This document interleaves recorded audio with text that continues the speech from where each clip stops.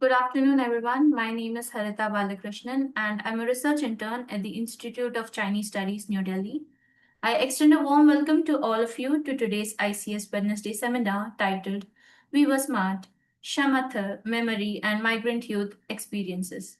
Today's seminar examines Shamate as a subcultural practice of aesthetic survival through a close reading of Li Yifan's documentary Shamate, Wo Aini, We Were Smart. Emerging in the early 2000s, Shamate was characterized by flamboyant hairstyles and bold fashion adopted mainly by second generation rural migrant youth working in low paid factory jobs in rapidly urbanizing cities. Often dismissed as vulgar or misread as rebellion, Shamatha, in fact, functioned as a space of belonging, identity, and visibility through QQ groups in a world marked by marginalization and alienation. By including the voices of those who lived these experiences, We Were Smart restores dignity to a group long caricatured by the mainstream.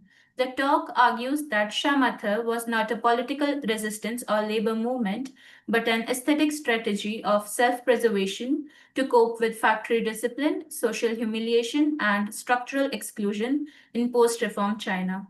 By tracing its rise, ridicule, and disappearance, today's seminar highlights the limits of cultural expression under unequal urbanization and cautions against mistaking visibility or viral success for structural empowerment. Our speaker today is Dr. Snigdha Konar, Research Associate and Assistant Director at the Institute of Chinese Studies. She holds a PhD from Jawaharlal Nehru University and was a recipient of the Chinese Government Scholarship and completed advanced training at the Beijing Language and Culture University.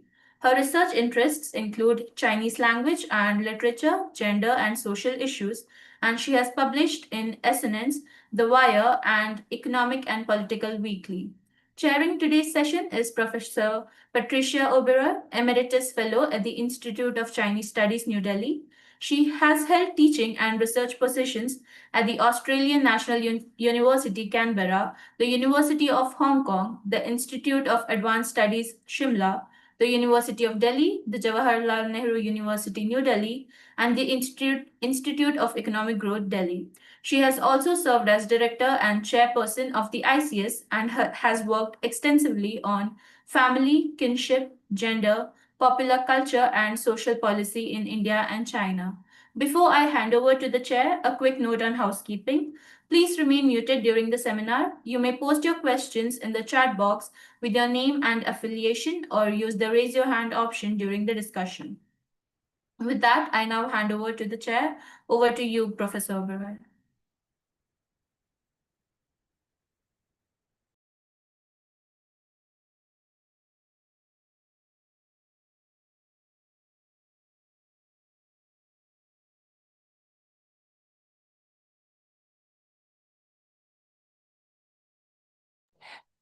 Pardon me, there are a lot of sound effects in the back.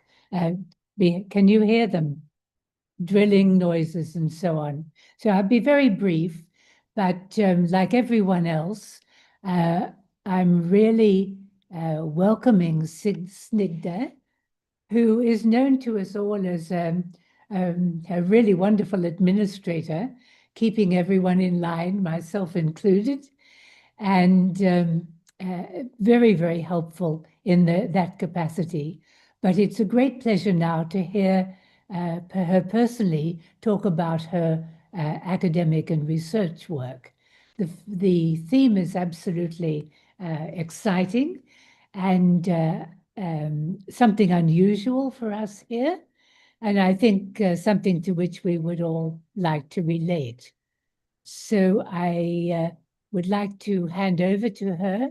I think you've got about, let's say, about 40 minutes at the utmost to speak, and then we'll open for discussion and questions. Thank you very much. Thank you very much to the chair and also to the introducer for the warm welcome and the introductions. I would request the ICS team to please share my slide. this this is a slide only in name. It's just for showing you the pictures so that it becomes something interesting and you can relate to it in a better way. So as I move, I'll ask to change the slides, but for now we are on the first slide. Let's begin.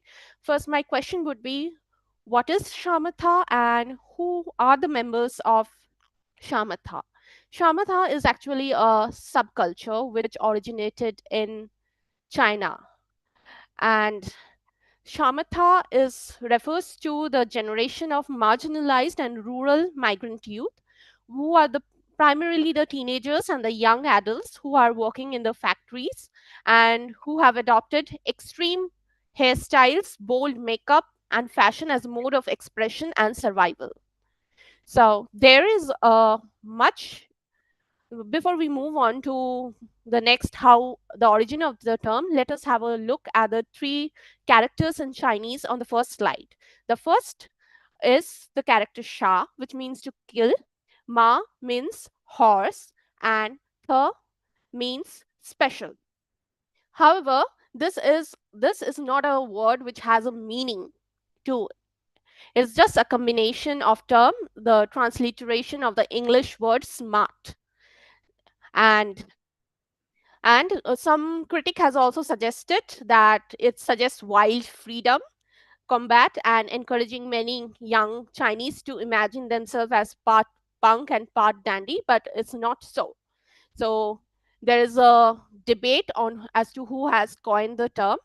Eh, the coinage has been termed to my rocks in the sixth stone, and it is it's said that he has coined it in 1999 in Hong Kong.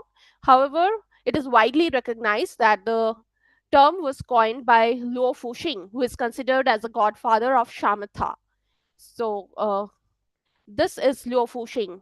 If you can see the person in black and the picture.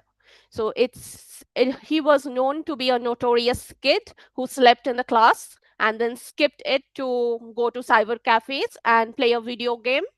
And there is where he could relate to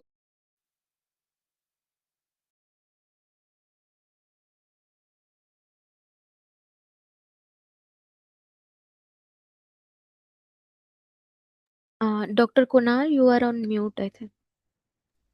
okay. So I just hope that it got muted right away, right now. Yes, yes. Okay, okay. So Luo Fuxing was known to be a notorious kid who slept in classes and then skipped to play video games. His favorite was the one in which either he killed people or he gets killed. So it gave him a sort of uh, sense of achievement. So he had come across the Japanese singer Miyavi, who inspired him. He had also those kind of hair, and he went to the barber shop. He got his hair colored and spiked them, and then in the village he spread the lie that Miyavi was also a shamatha, but and everyone believed him because there was no access to internet and people were not so known to those things. But this is how the subculture originated, but it carries a deep meaning today. So Shamatha is not an identity that was chosen in freedom. It was an identity which was forged under some constraints, which I'm going to talk about in the coming part. So first, let us have something common. What classifies you to be a shamatha? Number one, they were all migrant workers who were born in the 1990s. Later on, there were people were added who were also born in 2000s. Second, they were the second generation of migrant workers.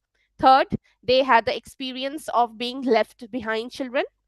Fourth is that most of them had dropped out from primary school or secondary schools. And fifth is that they had started factory work around the age of 14 years, although the youngest being 11, which we'll see in a document, in a snippet that I will, in a clip that I will play in some time. Okay. So in 2018, the government launched a campaign to create a database for monitoring and supporting the personal problems of this left behind children. It is estimated that 90% of these children were left behind children and taken care by their grandparents, and 10% were left on their own without any kind of local guardians. So this was a reason why there was a high dropout rates. And nationally, the number of migrant workers returning to their hometowns has also seen an upward trajectory with time. And uh, and based on an investigation by Xinhua, it was found that the less left behind children got to see their parents, the greater was the negative impact on their self-esteem and personal development. And in 2016, the central government had implemented a national campaign to create a database for monitoring and supporting their personal needs and the educational needs of these children. Between November 2016 and December 2017, the project had recorded around 760,000 unsupervised left behind children in its system. This is some of these children will become the Shamata. So now the next slide, please. Now I will address why does Shamata matter and why do we need to discuss them today. So Shamata is crucial. I think Shamata is crucial for understanding contemporary China. And in the early 2000s, Shamata was highly visible, and there were circulated photos which were widely circulating across online platforms, popular media, and they were also frequently cited in the urban public discourse. However, the visibility was more of ridicule than recognition. Shamata was framed as vulgar, tasteless, or socially deviant. They were known for their cultural deficiency and low suture. So, this kind of interpretation had not taken into the lived realities of the Shamata youth.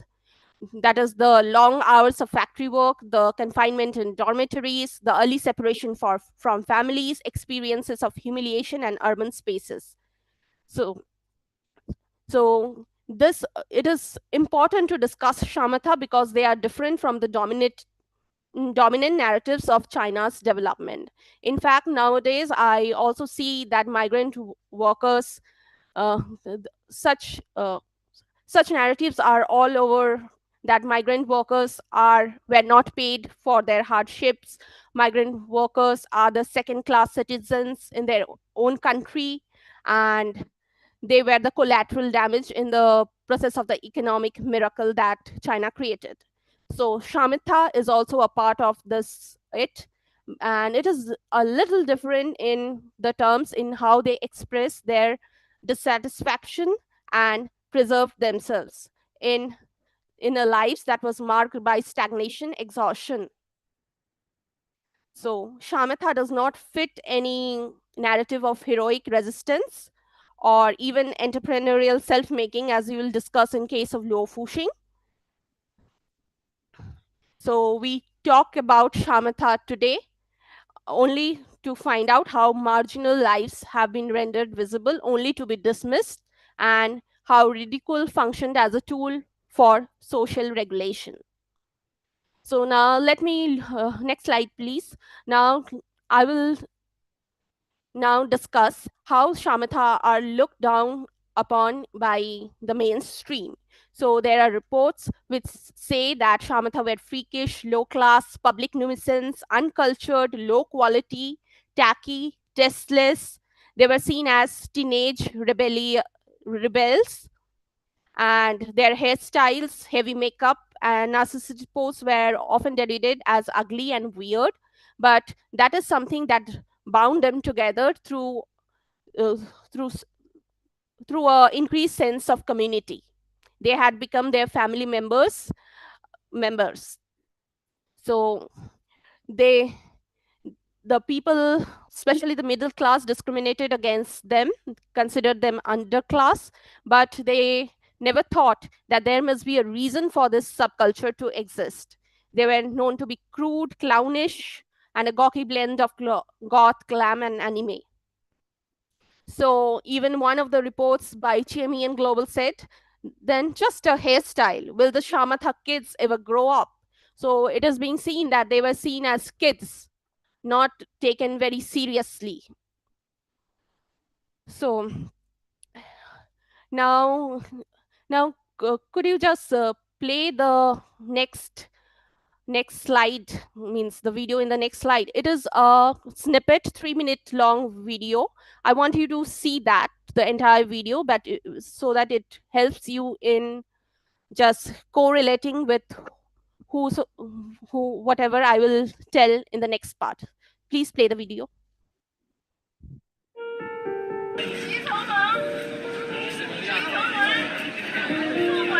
12岁我就出来，刚刚上到6年级。14岁、12岁吧，11岁、15岁、14岁、13岁、16岁的。16岁是在也美国沙场上和他们打仗。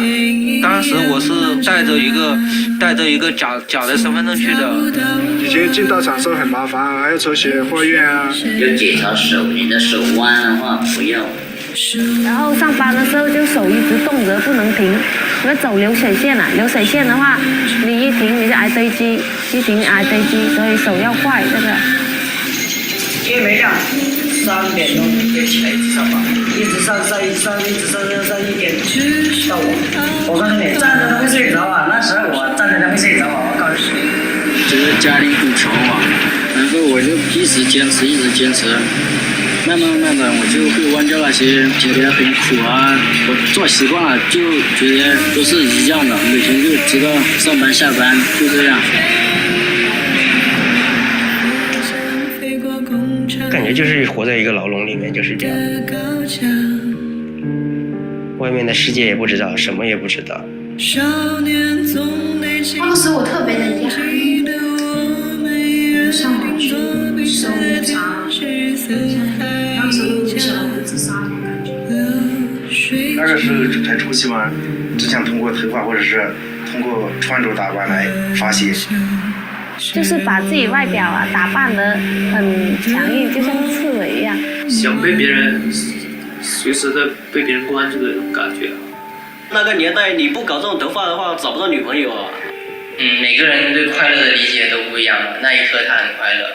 那时候他已经跟其他的工人不一样了，就是忙忙碌碌的，就是整天跟机器一样去做这种事情。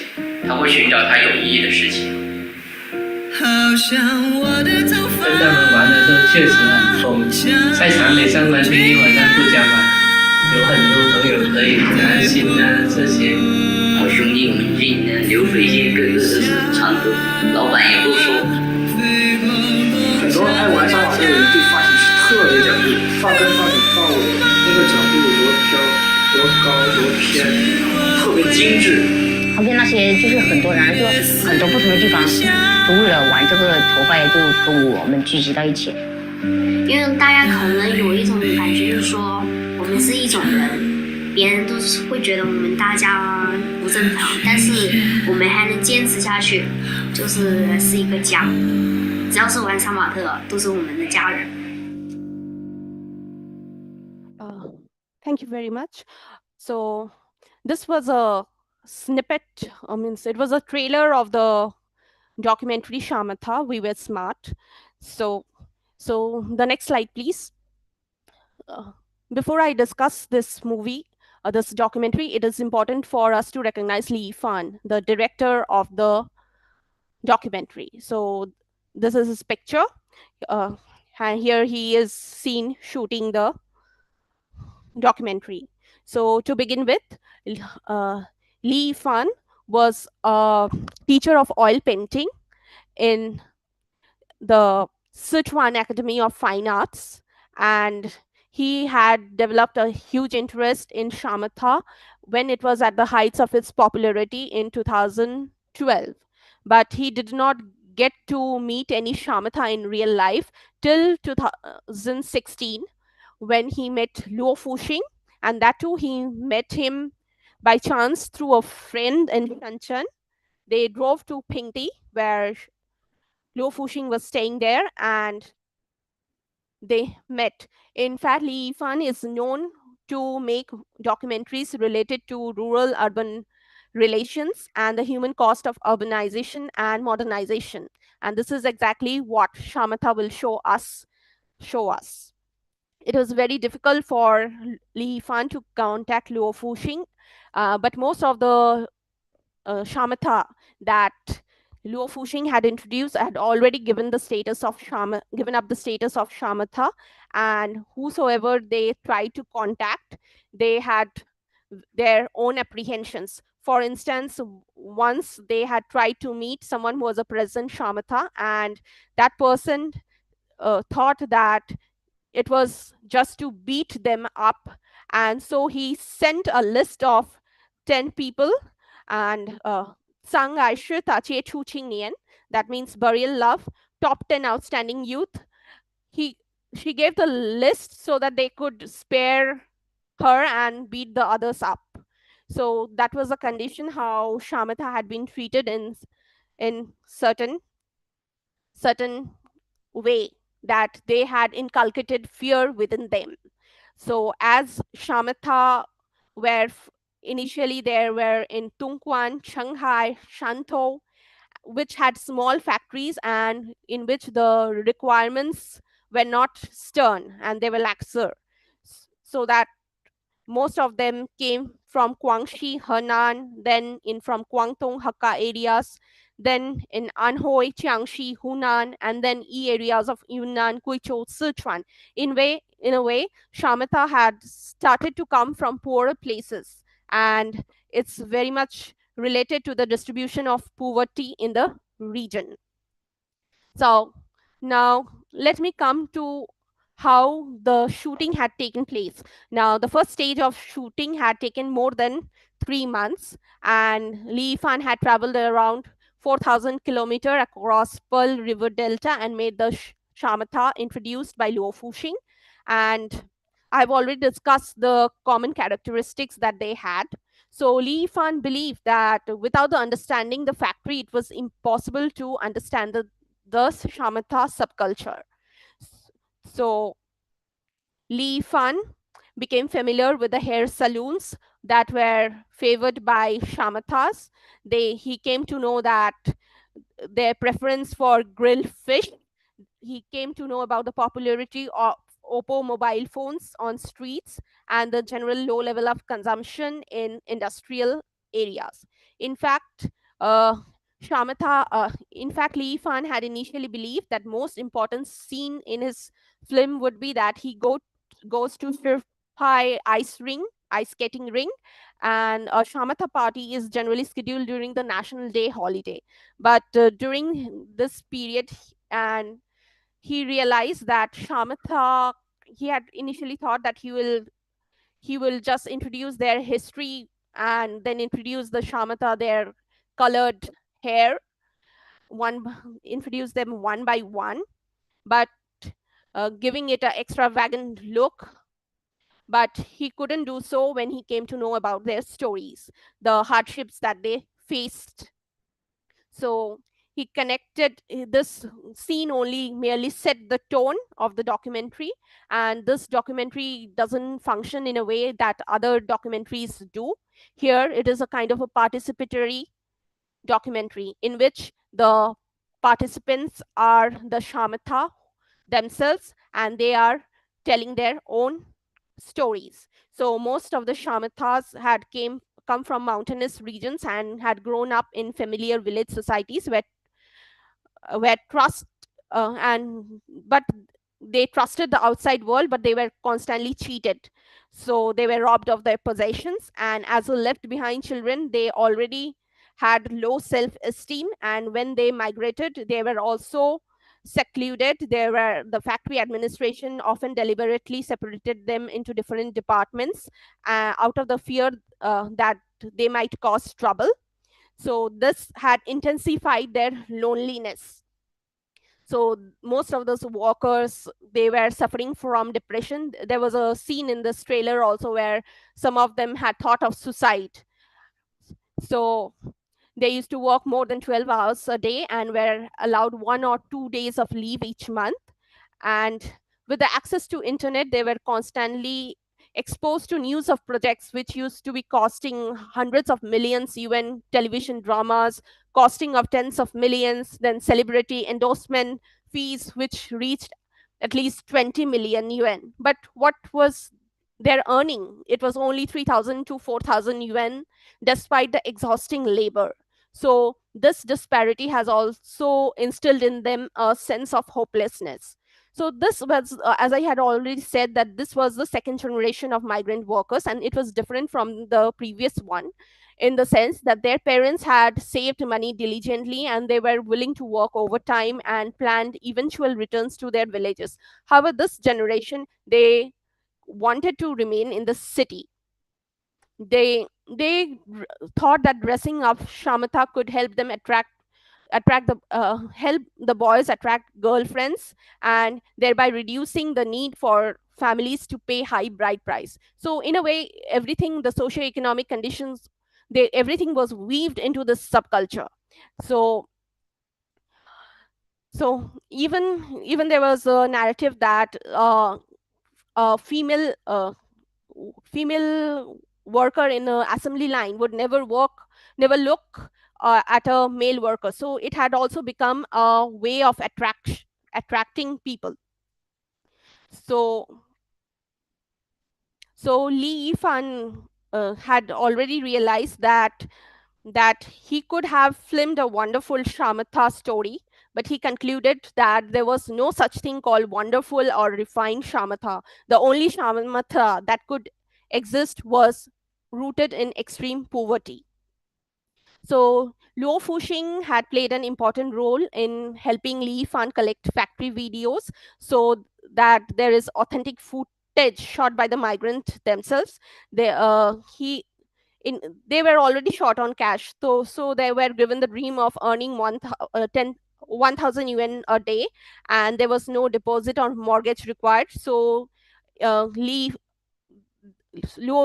Fuxing, they persuaded the migrant workers to shoot the videos. So if you see the videos there in the documentary, there are all snippets from the real factory, all in assembly lines doing repetitive work. So Li Fan had at least purchased at least 915 videos filmed by different migrant workers.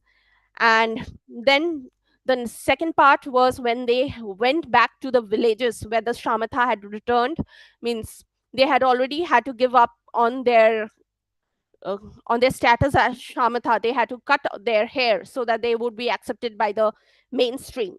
Some of them returned to their villages because they did not like the factory work, where some returned to support their parents, but some were scared of the fact that they would become left behind. Their children would become left behind like them, so they also returned. So talking about resistance, you cannot see them as something having putting resistance or a sort of rebellion. They couldn't even protect themselves. So they had devised this as a means of self-protection. But this device, even the mainstream was intolerant of this form of self-protection. They were this kind of minor forms of heterogeneity was enough to make one see as heretics. So Shamatha, they had really no choice. They shaved their hand and returns to their lives marked by poverty.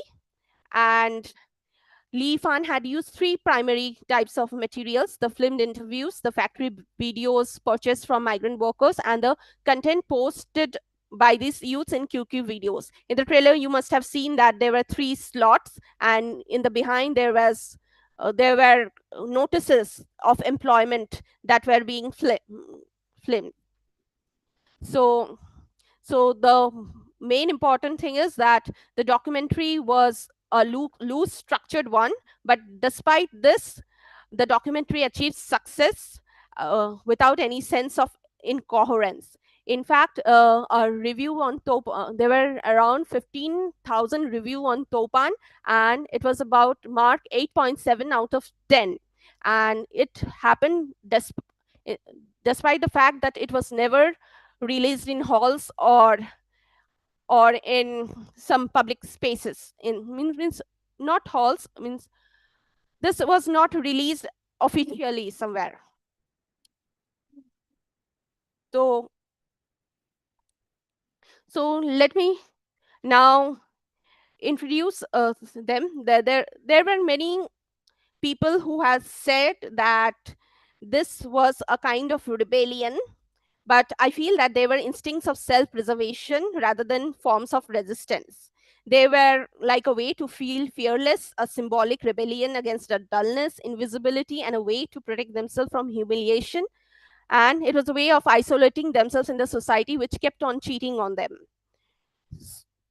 So, although Shamata has been romanticized by media as a kind of Chinese punk subculture, such representations tend to overlap its lack of coherent political imaginary. Unlike Western pop movements that are grounded explicitly in anti-establishment ideologies, Shamata did not articulate a unified political vision or agenda for systemic change. In fact, its members were the primary working class from rural areas. They expressed their alienation through exaggerated hairstyles, flamboyant fashion, and self-representation. Sociologically, these expressions could be used as a form of symbolic resistance, but they were not rebellious. They were manifestations of frustrations that stemmed from their lack of upward mobility, limited access to education, and precarious employment conditions. The aesthetic, as such, Shamata can be seen as a raw emotional response to marginalization rather than a politically mobilized movement. The aesthetic had bloomed entirely out of poverty and exhaustion, and as soon as someone became middle class, the aesthetic died. Okay, so Shamata was seen more as a way station, a kind of transitory phase. And some of them were eventually forced to cut their hair to do factory work, and that is normal, and it is meant for economic survival. And yet the memories of identity that remains, they are a source of emotional complexity, of pride and longing, as Liu Fuxing has said in one of the videos. So these recollections are not only nostalgic, but they are also marked by trauma and disillusionment. So the documentary is highlighting the systemic marginalization and the structural forces that excluded them from exercising urban rights and resources under the hukou system.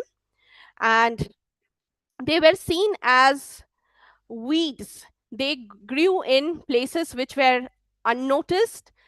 They neither received respect nor recognition. Their styles which became objects of ridicule, then they were also became commodities widely imitated and stripped of meaning. In this context, I would like to say that in fact there were people who mocked them, and since they use they use online platforms as a source of safety, there used to be normal people who used to get into their tribe by showcasing their hairstyles, and then they used to create problems in the group and leading to eventual abandonment. So this documentary also resonates with the global discussions around youth culture and resistance. So there have been parallels which have been drawn of Shamatha and lying flat movement in China.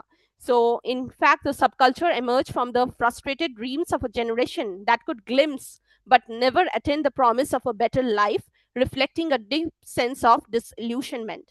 In fact, there is Professor Sun Liping who has drawn a similar analysis. He states that for people at the bottom of society, the word hope is often a luxury. They may lie down from time to time, but it is not a lifestyle that they are looking for. This is just resting or taking a break. And before they have caught their breath and rested, they have to get back and go to work. And also there is an irony that the vertical defined hairstyles were meant to symbolize resistance, according to some critics, but they could not protect them from the structural and symbolic flattening of their lives. It in fact, this documentary serves, it's just only not narrates a history of subculture, it serves as a mirror to the inequalities that continue to shape youth experience in contemporary China.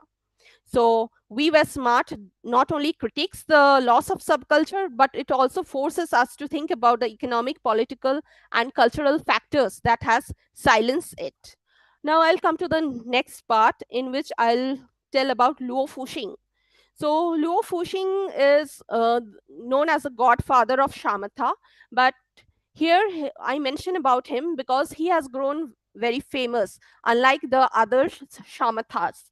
So his visibility is due to the fact that media has been constantly after him, and now he is also featuring in some kind of other movies and in theaters. So in March, the previous year, in 2005, I came across a media piece in where it is said that he had gained public attraction for earning around 30,000 to 50,000 yuan per month for through live streaming and online visibility. Now, this 30,000 and 50,000 yuan seems very much from our perspective, but it is not much in the sense that online streamers earn more than it, and also it is, he himself acknowledged that it is, the income is very unstable and it is not sufficient to secure long-term security, like purchasing a house for his mother. In fact, he had given up on the status or identity of Shamatha because his father had died and he had to take family responsibilities. And when his father died, his roof was leaking. So his small wish is that by the time his mother should not die in such circumstances with a house leaking. And there are also two younger sister whom he has to support. So the decline of Shamatha is closely tied to the shifting socio-economic conditions and the cultural assimilation pressures. And Luo Fuxing's personal trajectory is something different. He was born in Meizhou, means it is a prefecture, it doesn't refer to America, of course, in rural Guangdong, and he was also a left behind children. His re-emergence as a culture figure through documentaries, media appearances, influencer economics does not represent the collective mobility, but rather as an exceptional case.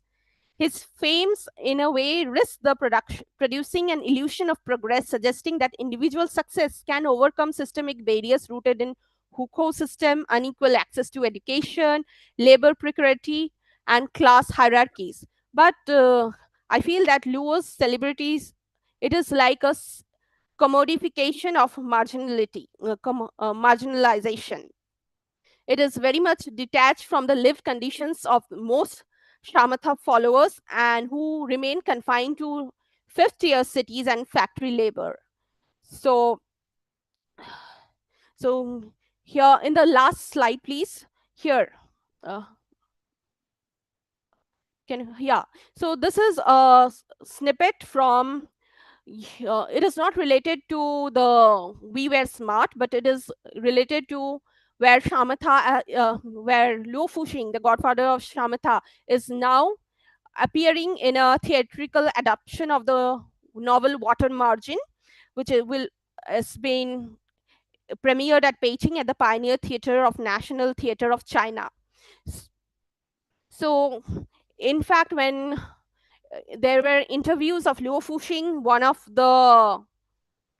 of the interviewer, he had seen the social Gustave Le Bon's The Crowd, James Scott, Weapons of the Week on the tea table beside his phone. But what I mean to say is that these are not the books that inspired him to have see shamatha as something resistance. It was the viewpoint of the interviewers from Tsinghua or the media people. They see shamatha in that way. But shamatha is just an sort of aesthetic survival. It is a kind of a way station in which they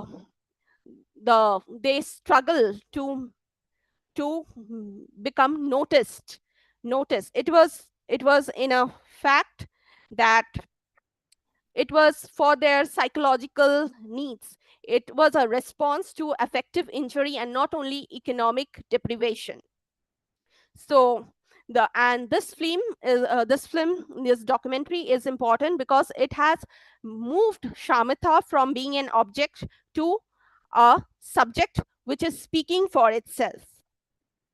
So in conclusion, I will say that shamatha is compelling us to rethink how we interpret marginal cultural practices under conditions of structural inequality. Such subcultures emerge from deprivation and they are often read from moralizing or aesthetic lenses. They are mocked as tasteless, dismissed as deviant, but such readings mistake visibility for understanding. Shamatha was never invisible, but it was hyper visible as a spectacle, yet persistently unseen as a social experience. So, approaching shamatha as aesthetic survival allows us to move beyond the binary of resistance and versus conformity. So, shamatha youth were not staging a rebellion, nor were they aspiring to some sort of subcultural authenticity. They were just responding to a world that offered them little recognition, dignity, or narrative space. With the repetitive violence of factory labor, hukou exclusion, everyday humiliation, aesthetic became a way to assert presence, to feel alive, to feel special, to feel distinct, and momentarily uncontained. Here, the documentary Shamatha Wo Aini is crucial, not because it redeems the shamatha, but because it refuses to translate their lives into a spectacle or a failure. By functioning as a counter archive, it preserves the voices and affective experiences that dominant developmental narratives systematically erase. It reminds us that the history is not only made through institutions or achievement, but also through endurance. In the end, shamatha should not be remembered as only a subcultural style, but it should be a reminder of how societies treat those who fall outside their preferred images of success. Long after their hairstyles have disappeared, the conditions that produce them, that is precarity, invisibility, or humiliation, they remain intact. They are firmly in their place in China till now. So shamatha asks us to reflect on how easily ridicule replaces understanding and how quickly marginal lives are reduced to spectacle. What is ultimately at stake is not the fate of a single subculture, but maybe the possibility of dignity for those who are seen, yet they are never acknowledged or truly recognized. So I'll stop here. Well, thank you very much, Snigdha. I think everyone will agree that this was a very rare and also very moving paper to come into. I don't know if other people felt like I did, but the story really pulls the heartstrings and contains so many lessons for us to think about. In particular, I mean, it's a very, what is presented is something very multi-level with the dealing with not only the phenomenon, if you like, as in a sociological sense, but also the politics and economics of cinematic representation of that phenomenon. And that itself has its own politics, its own meaning individually and with reference to the group who are the objects of this. Now, we'll open it to discussion, but there's already been two questions, I think, in the chat box. And And the first was from Pata, asking about the relationship between the Shamata and punk. That would be, I think, a very immediate reaction one might have to the crazy hairstyles and awful makeup and terrible costumes that the group wore. But would you like to comment on that to begin with? Snigner. Yes, I saw the question that was asked. Uh, in fact, there there there are many subcultures in China. It's a huge country. There is Yapi, but what made Shamatha noticeable is their aesthetics, the hair, the porcupine-like style. It was uh, it was lying flat. Pa- uh, it has the essence of Shamatha. It Mhm. it somewhere it is related to the core, the structure. You are structurally bound. Lying flat movement has originated just because the youth is not able to keep up with the pressure, so they are lying flat. So in a way, the Shamatha is similarly from a rural background, but they cannot they cannot just give up living, right? So they had to go move away from being a shamatha, being the aesthetics, the their flamboyant hairstyles, the multicolored hair that they had dyed. That is what made this shamatha noticeable. That was a way in which they made themselves feel special. It was just you can also put the psychology of those left behind children. They already had low self esteem, as I already said. So it was a way of making themselves noticeable. In fact, Luo Fuxing in one of the videos has said that it doesn't matter till the time if they are saying bad about me, till the time they notice, it's fine by me. I think the meaning of the question was where did they get the idea of their hairstyles and The the other symbols that they're okay, the being idea that I said, Luo Fuxing is the godfather. He had seen the Japanese singer Miyavi. Okay, so he imitated the hairstyle and went out and said that he is a shamatha. That is one of the origins. And the second is that he used to be a video game player. So at that time in China, the anime was very much in vogue. So the in in that video game there was only violence, and he had to be on the top of the hierarchy. So when he developed this shamatha through online platforms like QQ, okay, or Q Zone, that used to be known as Q Zone, he created a group and he kept on adding members who were influenced by his style. That also gave him a sense of empowerment. Means he is now at the top of the hierarchy, dictating people what they are doing, and people are and imitating him, and that gave him a sense of self-esteem. That is how it originated. I see. I think you've pointed to the Japanese influence there, but I think there is a global style of punk, or otherwise, or perhaps of goth, or something called death wall, which all had the same, which particularly relied on crazy hairstyles, dreadful makeup, disreputable clothing, and so on. It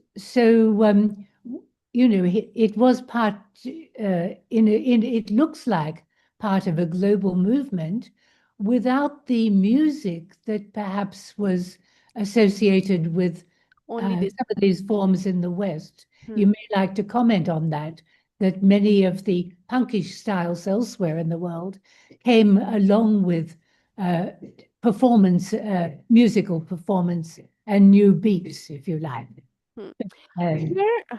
Here in this, in fact, Shamata is quite different from this. This documentary, Li Yifan has sang a song in the beginning and in the end, which is unique in its own, revealing, in fact, the Shamata wo aini means Shamata, I love you in Chinese, but it is translated as we were smart.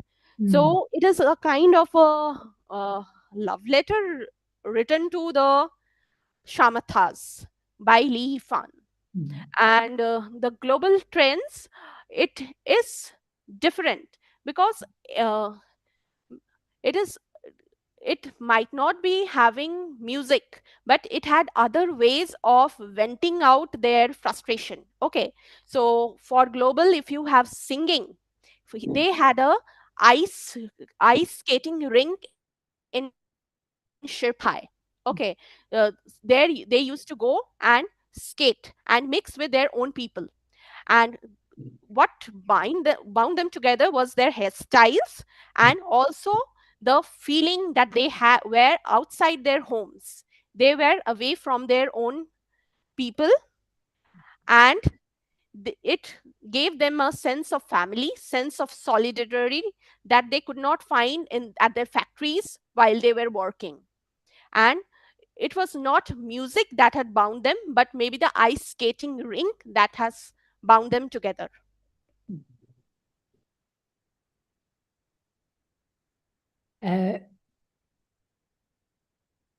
So there are some questions in the chat box we'll move on to from Rapai. Have you seen any effort on the part of the Communist Party or the CYL in social development programs? So I haven't seen anything related to the Youth League in particular, but as I said in the beginning, the Communist Party had made an effort to meet the needs of these leftover children. They had conducted a survey and database. I haven't pressed upon how much they were successful and what programs they have made. But clearly they may not have changed the expectations of an industrial work style. Yes. 12 hours round the clock, everything mechanized, disciplined, surveyed, and so on. So that point of rebellion, which is very touching. I mean, the interview which says that, well, they work all the time, they have no time for anything else. They're exhausted, they're hungry, they're exhausted, they're cold. They also contemplate suicide, apparently. So there doesn't seem to be recognition of that aspect of the causality of this particular movement.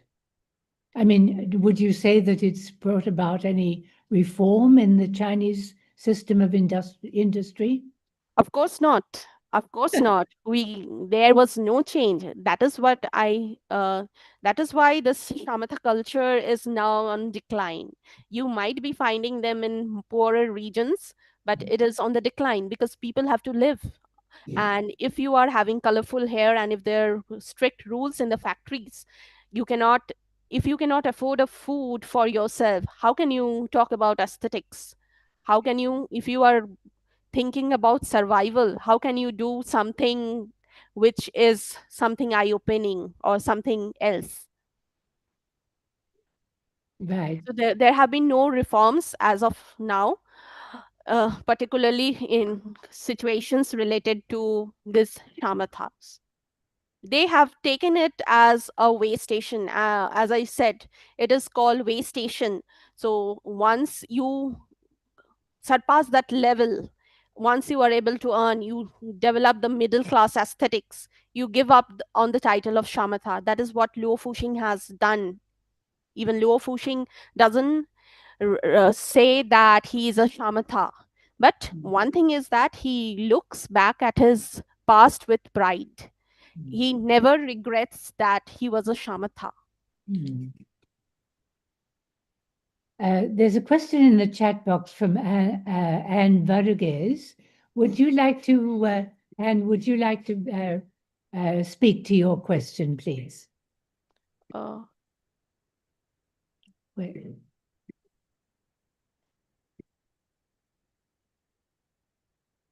And could you unmute yourself and please put your question on record verbally?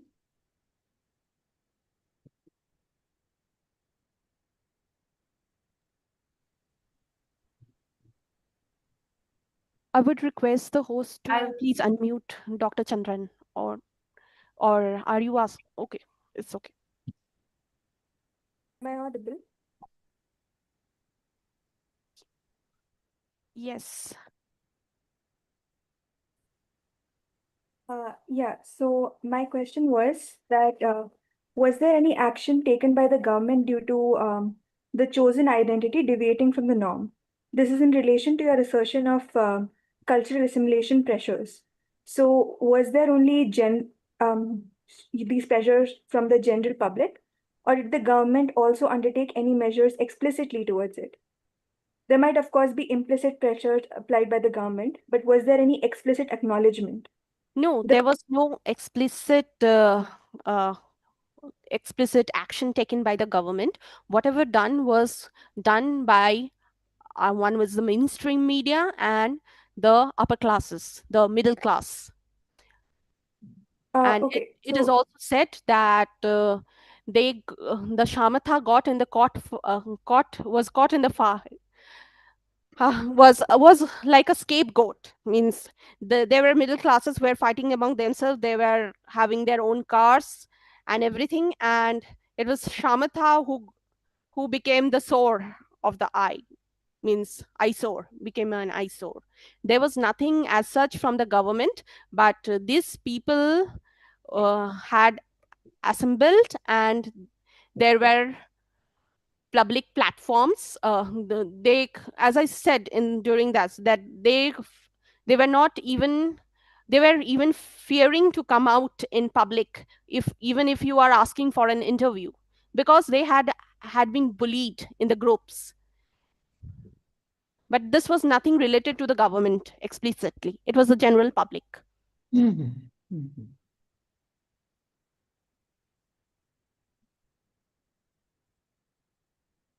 So, any more questions to come up?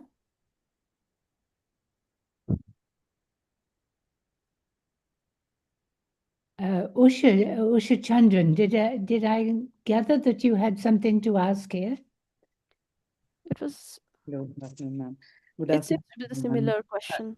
I don't know. It's a similar question. I mean, I was just want to know more about what kind of crackdown happened. Like the general public, they came out and criticized them in the group. Okay, but why were they fearful of being beaten up? And also, have you read anything about they being beaten up, or Yes, of course, physically assaulted? of course, they were beaten up. They were beaten up. One is that example, they were frightened because of their styles and their unique ways. They were seen as something, they were associated with the suture discourse. They had low suture, so they were never accepted by them. So because of they were never accepted, so they because they were different, they were not same. That was the point that flared up. It in fact, they operate, there was no safe space for them in the ground reality in the world. Okay, so that is the reason they had created this QQ groups. Though these QQ groups were the once you have these groups, access to these groups, accessing was very difficult. As I said, Li Yifan also had to struggle for more than 4 years to contact a Shamata, right? And he could do only because of Luo Fuxing, who had access to those contacts. But now, when you are an ordinary individual, you are trying to get into a Shamata group. You cannot do it by stating how big you are or how famous you are. You have to have their styles. So once they have their own styles, like the hairs, if you color it hair and make it porcupine, the shamatha, and answer their queries, you might be able to get into their groups. And after they got into the groups, they started bullying them. They started calling names, and in the end, it might be that they became the administrator of the group and they dissolved it. That is how there was violence was inflicted. Means. Now, I see that Madhavi has asked the question, which I also wanted to put, as to whether there are any parallel subcultures among migrant Indian youth or youth workers, or any comparisons. Yes. As I such, think I didn't yes. come across this kind of migrant Indian youth. In Yes. fact, Professor Alka Acharya had asked me the similar question, and I said there was no. But recently, as I was discussing and reading out my presentation outside, one of them said that it seems like the MO. So I haven't looked into that yet. I will surely look into it. Well, I think it's most important not necessarily to look at the features of migration or industrial labor and these aspects, but to look at the way in which resistance or opposition or asserting difference or dissatisfaction or rebellion is actually put in practice. As I was saying, the first reference to punk, with or without music, the style, punk goth or whatever it might be called, shows that worldwide people are youth cultures particularly are using this form of rebellion, dressing in an utterly inappropriate way to show their solidarity with each other or their difference from mainstream respectability. Anyhow, I see Alka's got her hand up. Alka, would you like to say something here? Yeah, so thanks, Snigdha. I think it was, very, in a flavor, a very refreshing kind of a look at China, and to understand that there are subcultures which actually are quite universal in character, if you know. I mean, there already references have come up to punk and other kinds of movements. Japan, you mentioned. So this element of rebelliousness, come resistance, come some kind of psychological traumas out of which these subcultures emerge, particularly among the youth. That's quite a fascinating thing to study. I was not too clear whether this movement emerges, say, from towns and moves towards the urban areas. Is it an urban phenomenon, or, I mean, is it? What I'm trying to understand is that these people come out for work. Is this it just origins from the factories, ma'am? So just let me complete. Origin is the factory. So the factories are located where? I mean, in the sense that they are located at far away places from their hometowns. Yeah. So as I said in the beginning, that they were migrating. They migrated. They felt alone, loneliness even in their hometowns, as their parents were outside and their grandparents were only there. So half of them became almost like rebels, and they all migrated to the cities in search for work. Yeah, so that's what I was trying to say, that is it something that emerges in the cities? Because one aspect of it is that they come out of these villages. Did they go to the bigger towns or the smaller towns? Okay, what I'm basically trying to get at is that there are certain kinds of subcultures that are essentially very strongly urban metropolitan kind of phenomena. So this lying flat belongs to that kind of corporate subculture, which in one sense was it. Now here is a very different kind of response. A subculture emerges out of a very different set of factors, which you have already mentioned. So is it that urban space which allowed them this kind of space and scope to come out with a combination of issues that they have been that they are facing, grappling with, and so on. Because that and related to this is really this, that if they were facing resistance from within, so you mean to say that people were actually getting into these groups with a view to subverting it from within? Yes, that is what exactly. That is very fascinating. Why were they allowed to come in the first place? Because I told you that it is very difficult to, if you see, if you are a normal person trying to get into a group with your present appearance, you would not be let into the group. Okay, but supposedly if you dye your hair properly, okay, and if you are asking for only company, okay, that was the reason that they had these groups, because they were far away from their homes, and this group gave them a sense of solidarity, like there were people like them around them. So if you could imitate them, then you could get into the groups by deceiving them. You don't necessarily needed to be a shamatha to get into the group. You just needed to dye your hair, put it in porcupine, and answer them properly. That's a very amazing kind of a thing. I mean, to subvert a group like this. So this is something quite fascinating dimension. Thank you, Snigdha. It was most enjoyable. So would you yes, like I will to also answer the last question also. Yes. Would Luo Fuxing be seen as a sellout?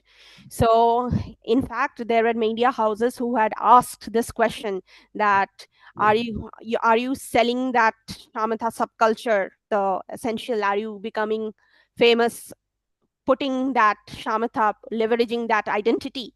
So his question answer was no to it. Okay, so I'll give an example. After he had given up his status because of his conditions at home, he had gone back to Pingti, and there he had opened a Huangfei saloon, a hair saloon. So he has stated that what he is doing is he has learned a skill. Hairstyling is a skill. He has learned it and he is earning money out of it. And there is nothing of commercialization or commodification in this case.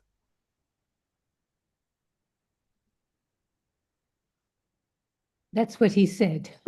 Yeah, that is what he said. Yeah, that's what he said. I would also consider their economic backgrounds. If you see their socio-economic backgrounds, you cannot live breathing in air and drinking water. You have to have a way of income. And in fact, this is a topic which will again lead me to another business that is flourishing in China now, the live streaming one. So it's like it serves as a connect.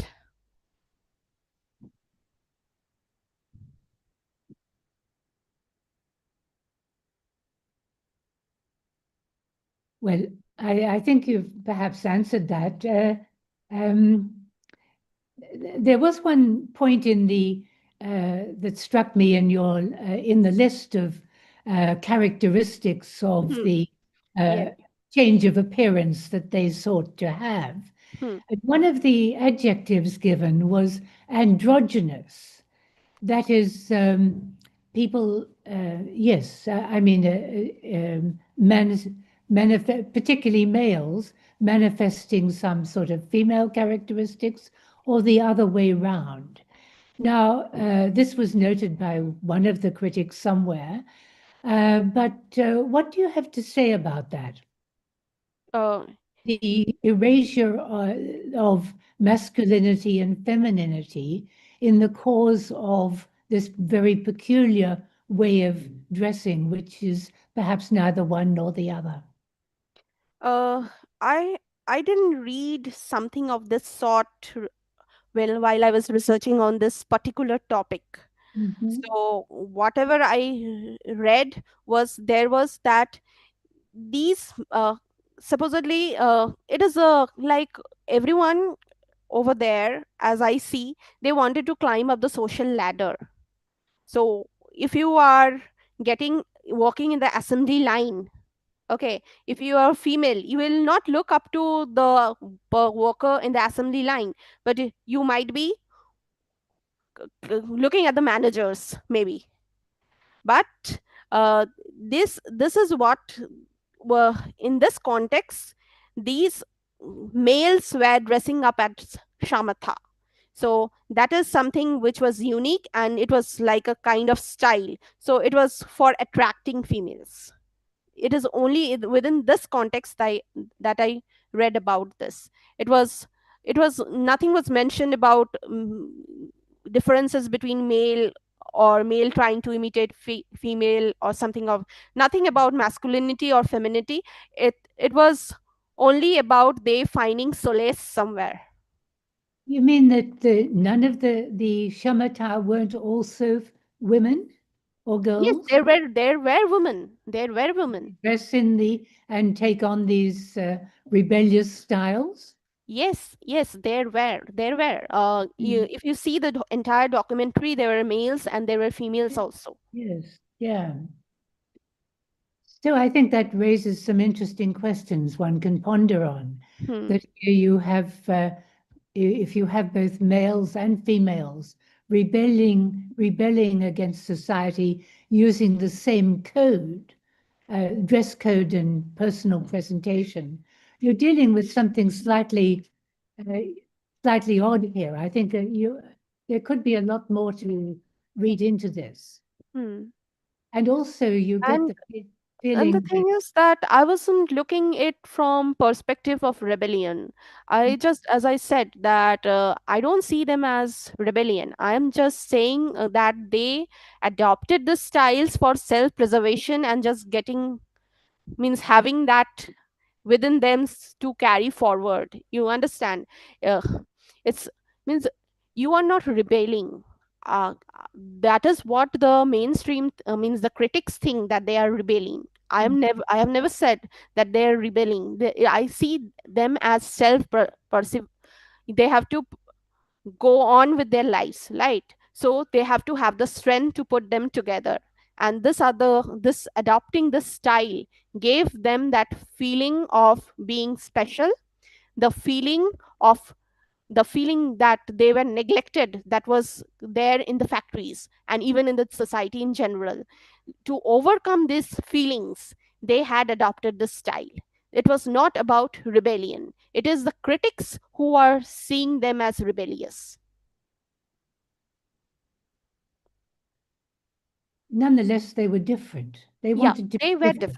Yes? They were different. They wanted to be different in a very particular style, which has a global resonance. I mean, in Japan, perhaps Korea, and all over the world, actually. This punkish sort of style is part of a statement of group belonging.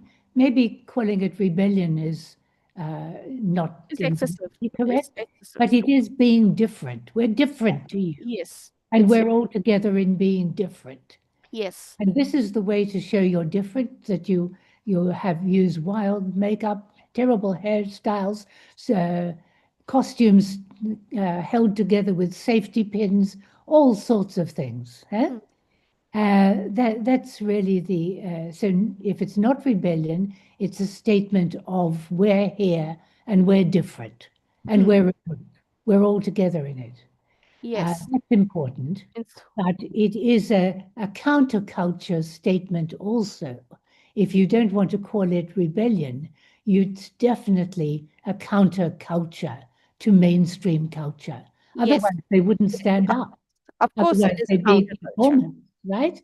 Yes. So, and I think that Madhavi, when she asked her that question was, I always think that in India, perhaps we have very good reasons for thinking about ourselves as well as, or what's going on in this country, or parts of it, as ways of understanding perhaps this phenomenon that you're talking about. And that has been raised in the chat box, saying that by Rapai, again, saying that in groups in the Northeast, there are there are people who like to dress differently and look different and make a statement thereby. They're very susceptible to these waves from East Asia, Japan, and Korea in particular. So one may like to reflect at home as well as elsewhere, or one may like to look at historically. It's not only in China, it's everywhere that a younger generation or a dispossessed generation want to make a statement by their clothes. I mean, I can remember my mother saying, I don't know why you girls don't want to go round making yourself look as ugly as possible. And that was the 50s in Australia, So anyhow, would anyone else like to raise any comments or questions? I was sorry. I just want to also wonder. I mean, I was also wondering that because the punk culture has also been intertwined with LGBTQ culture, and I don't know if that kind of if you can see something similar in China, with if there is this intermingling of these two subcultures, something if you've not seen, you can maybe look at it, because I think worldwide, as Patricia ma'am just said, I think it was also linked to the LGBTQ expression, of dressing differently and being part of this punk culture. I'll also just add here same thing. I mean, just a suggestion, Sneha, for you to look at in the sense that while you are quite categorical in saying that you do not see it as a rebellion, I think we need to then finesse this whole idea of rebellion. May not be something that you are doing in your face, and I will do it despite your wishes and intentions and so on. But the very fact that you want to be different, you want to stand out, you don't want to follow convention, always has some degree of rebelliousness. And you're talking of an age group, which is rebellious. Which is nothing but rebellious. I mean, that's their raison d'etre, if you will.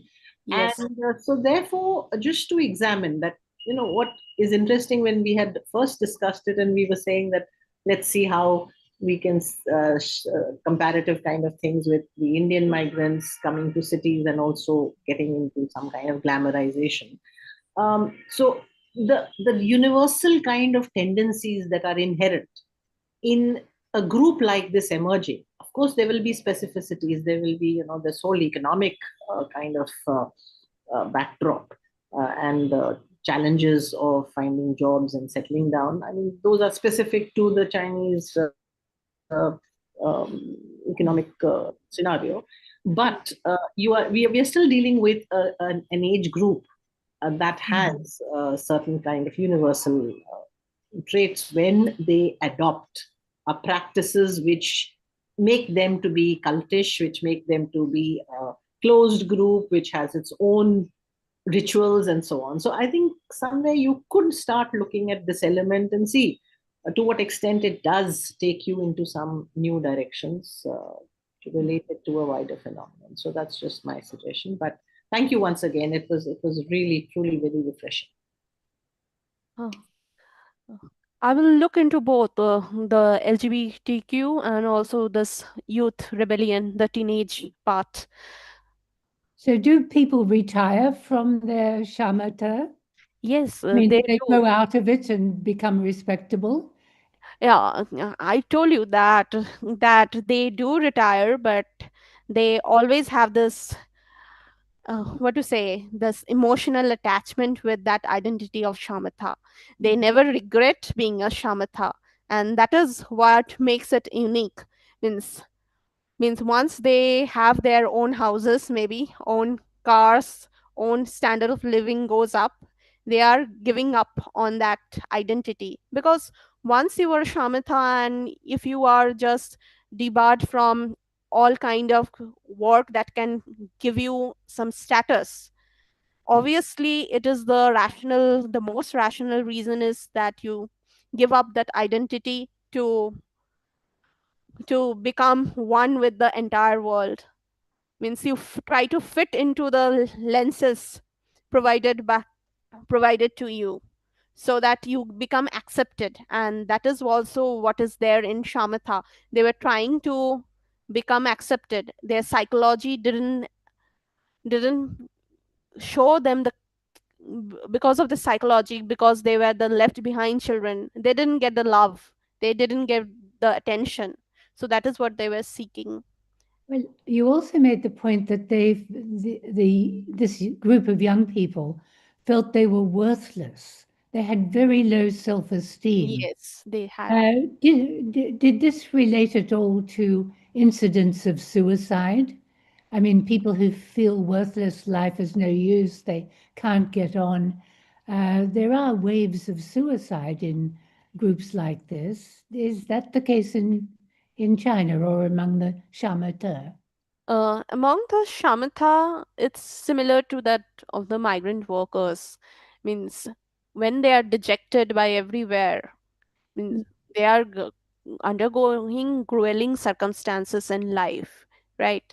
So it might be they have lost their fingers while working in the factories. And instead of asking for compensation or blaming the authority, they are very happy to get a little compensation that they are getting. So it won't be unfair to say that such circumstances do drive them to suicide. So there's no, you don't have any indication that many of No, them felt. dressing up didn't lead them to suicide. Means the dressing up gave them the hope and the courage to live. So that is what they got from Shamatha, and that is why they wanted to be a Shamatha, so that The they could have that solidarity of the courage group. to live within that kind of scenario. A community of Yes. like-minded young people.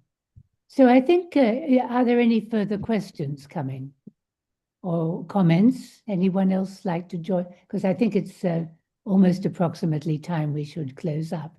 Is that right, Harita? Yeah. So it doesn't seem that there's a lot to think of here. I mean, so much to think of and to take further. Youth there, youth here, youth around the world, protest movements, punk. I do miss the music, but apparently that's not an aspect of this solidarity. And I think that and you're looking at also, as I said in the beginning, the politics of documentary film production, where the documenter of the fate of these young people or the lifestyles has become a celebrity and a very rich one himself, an influencer in his own.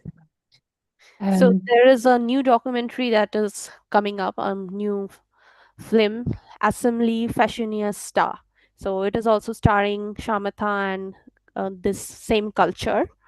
So it has already been most probably released in 2025. So maybe the next step is that. Okay. Well, I think then, Harita, may we then close down now? Yeah. Yeah, I'll leave it to you to wind up. Thank you. Chair. And thank you to everyone. On behalf of the Institute of Chinese Studies, I sincerely thank Dr. Snigdha Konar for her insightful talk and Professor Patricia Oberoi for chairing today's discussion. I also thank all participants for joining us and engaging with the topic. We look forward to seeing you at our upcoming Wednesday seminar. Details are available on the ICS website and in our newsletter. Thank you and have a nice day. Okay.